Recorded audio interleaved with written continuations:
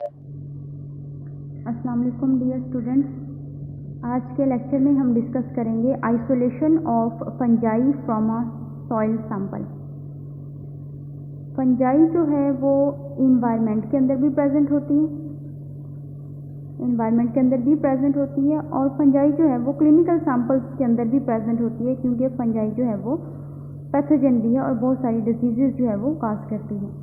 तो जब हमने डिफरेंट सैंपल्स में से फंजाई को आइसोलेट करना हो तो इसके लिए डिफरेंट जो है वो मेथड्स हैं। उनमें से एक सॉइल सस्पेंशन मेथड है, सॉइल वॉशिंग मेथड है, स्प्रिंकलिंग एक मेथड है जिससे हम फंजाई को आइसोलेट कर सकते हैं, और डायरेक्ट प्लेटिंग भी एक मेथड है। तो आज हम सॉइल में से फंजाई की आइसोलेशन जो है वो डिस्कस करेंगे। और सॉइल में से जब हमने फंजाई को आइसोलेट करना हो तो हम जो मेथड यूज़ करते हैं वो है soil suspension method. Soil suspension method में हम जो टेक्निक इस्तेमाल करते हैं वो है स्प्रेड प्लेट टेक्निक।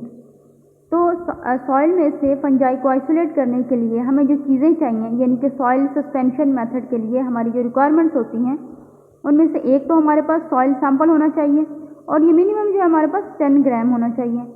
इसके अलावा डाइल्यूएंट होना चाहिए, कोई लिक्विड होना चाहिए जिसके अंदर हम अपने सैंपल को जो है वो मिक्स कर सकें। ये जो डाइल्यूएंट है ये नॉर्मल सलाइन भी हो सकता है। नॉर्मल सलाइन यानी कि 0.89% सोल्यूशन ऑफ सोडियम क्लोराइड, ये फॉस्फेट बफर सलाइन भी हो सकता है, और दोनों में से कोई भी यूज़ करें, ये स्टीराइल होने चाहिए, और इनका जो वॉल्यूम हमें रिक्वायर है वो 90 ml है। इसके अलावा हमें क्योंकि फंगस को आइसोलेट करने के लिए हमें सैंपल को इनोकुलेट करना पड़ेगा मीडिया के ऊपर, तो हमें कल्चर मीडियम की प्लेट्स भी चाहिए प्रिपेयर्ड। सेबरोडेक्सोज एगर जो है वो हम यूज़ करेंगे, और इन प्लेट्स को प्रिपेयर करने के बाद इनकी स्टेरिलिटी टेस्टिंग करने के बाद जो है स्टीराइल प्लेट्स को इस एक्सपेरिमेंट में यूज़ करेंगे।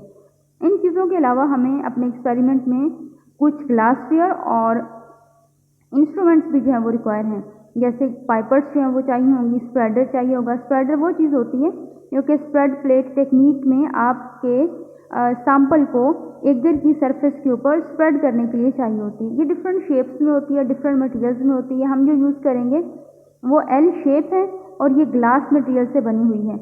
जितना भी ग्लासवेयर है, ये इंस्ट्रूमेंट्स है, उनको भी हम स्टीराइल करके यूज़ करते हैं। इसलिए जो हमारे पास पाइपर्स होंगी ग्लास की, उनको हम हॉट एयर ओवन यानी ड्राई हीट से स्टरलाइज करेंगे, और जो हमारे पास एल शेप ग्लास स्प्रेडर होगा इसको हम डिसइंफेक्टेंट जो है उससे स्टीराइल करेंगे, यानी 70% इथाइल अल्कोहल से, और देन इथाइल अल्कोहल को इसके ऊपर से प्रॉपरली एवेपोरेट करवाएंगे, और उसके बाद जो है इस स्प्रेडर को हम स्प्रेडिंग की टेक्निक के अंदर जो है वो यूज़ करेंगे।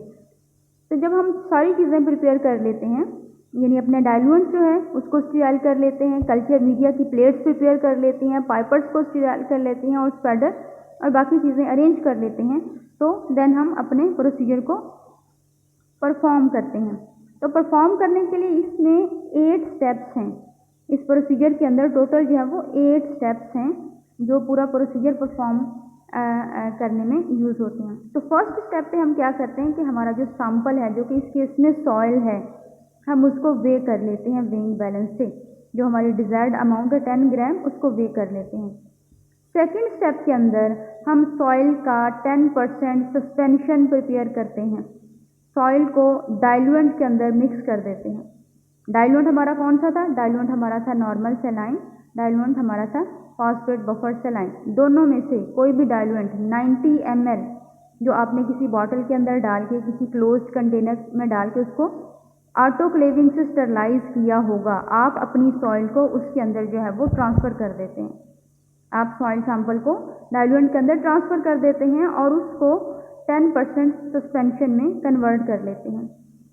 देन आप इस सस्पेंशन को अच्छी तरह से मिक्स कर लेते हैं वोर्टेक्स से, ताकि सॉइल के पार्टिकल्स प्रॉपरली जो है वो डिसोसिएट हो जाएं, और सॉइल के अंदर जो ट्रैप्ड फंजाई के स्पोर्स हैं वो डाइल्यूएंट के अंदर जो है वो मिक्स हो जाएं।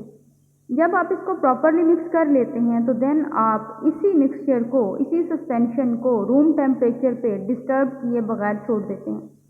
इससे क्या होगा कि थोड़ी देर के बाद सॉइल के जो पार्टिकल्स हैं वो नीचे सेटल डाउन होना शुरू हो जाएंगे, और अब जो डाइल्यूएंट जो पहले सॉइल डालने से पहले बिल्कुल ट्रांसपेरेंट था, पार्टिकल्स के सेटल डाउन होने के बावजूद इसका जो एक्वोस्पेस बना है पार्टिकल के ऊपर वो थोड़ा सा गदला होगा, क्योंकि स्मॉलर पार्टिकल्स और फंगस के स्पोर्स जिनका साइज सॉइल के पार्टिकल से भी छोटा है वो इस ड्यूरेशन के अंदर सेटल डाउन नहीं होंगे। अलबत्ता सॉइल के जो पार्टिकल्स हैं लार्जर साइज के वो सेटल डाउन हो जाएंगे। तो हमें यहाँ पे एक्वोस्पेस जो उसको लेना होगा, क्योंकि उसमें फंगस के स्पोर्स हैं वो सस्पेंडेड फॉर्म के अंदर होंगे, वो नीचे सेटल डाउन नहीं होंगे। तो नेक्स्ट स्टेप में क्या करेंगे, स्टेप 5 के अंदर कि हम ये एक्वोस्पेस जो है वो ट्रांसफ़र करेंगे उसके एक स्पेसिफाइड वॉल्यूम 0.1 ml या 100 माइक्रोलीटर सेबरोडेक्सोज एगर की सरफेस के ऊपर पाइपेट से, माइक्रो पाइपेट से या फिर ग्लास पाइपेट से हम ये डिजायर्ड वॉल्यूम जो है वो सेबरोडेक्सोज एगर की सरफेस के ऊपर ट्रांसफ़र करेंगे और इनोकुलेट करेंगे। और इनोकुलेशन के लिए हम जो टेक्निक इस्तेमाल करेंगे वो है spreading. L shape glass spreader को इथाइल अल्कोहल से स्टीराइल करेंगे, अल्कोहल को अवेपोरेट करवाएंगे और उसके बाद स्प्रेडर की हेल्प से आपने जो वॉल्यूम ट्रांसफ़र किया है एक्वोस्पेस का जिसमें आपके स्पोर्स हैं उसको यूनिफॉर्मली पूरी प्लेट के ऊपर जो है वो आप डिस्ट्रीब्यूट कर देंगे। आप प्लेट को रोटेट करते जाएंगे और स्प्रेडर को किसी एक डायरेक्शन के अंदर जो है वो हिलाते जाएंगे। आप प्लेट को जो है वो रोटेट करते जाएंगे और प्लेट को और स्प्रेडर को किसी एक डायरेक्शन में हिलाते जाएंगे। तो इससे क्या होगा कि आपका जो वॉल्यूम है जो आपने एक्वोस्पेस जो वो ट्रांसफ़र किया था मीडिया की सरफेस के ऊपर वो ना सिर्फ यूनिफॉर्मली डिस्ट्रीब्यूट हो जाएगा, उसमें जो भी स्पोर्स हैं वो भी यूनिफॉर्मली जो है वो डिस्ट्रीब्यूट हो जाएंगे एगर की सरफेस के ऊपर। और इस प्रोसेस में सारे का सारा वॉल्यूम एगर की सरफेस के ऊपर एड्जॉर्ब हो जाएगा। एड्जॉर्प्शन जब हो जाए यानी मीडिया की सरफेस आपको वापस ड्राई लगना शुरू हो जाए तो देन आपने नेक्स्ट स्टेप की तरफ मूव करना है जो कि है इंक्यूबेशन का। आपने इनोकुलेटेड प्लेट को इंक्यूबेट कर देना है 25 डिग्री सेंटीग्रेड से, इसमें +- 3 डिग्री सेंटीग्रेड हो सकता है, यानी कि 22 से 28 डिग्री सेंटीग्रेड के बीच में आपने इस प्लेट को 2 to 3 डेज के लिए जो है वो इंक्यूबेट कर देना है। इंक्यूबेशन के बाद क्या होगा कि हमारे पास जो ग्रोथ आएगी उसको हम प्राइमरी कल्चर बोलते हैं।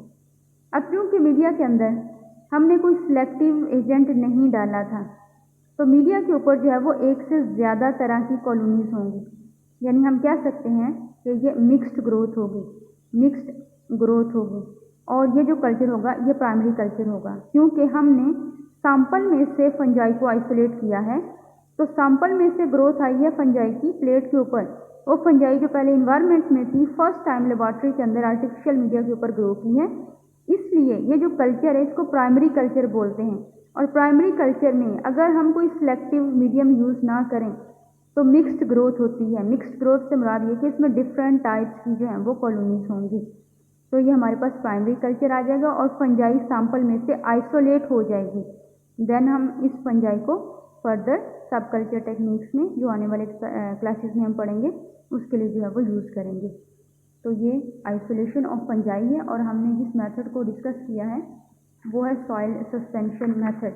इसके लिए हमने जो टेक्निक इस्तेमाल की है वो है spread plate technique. Thank you so much.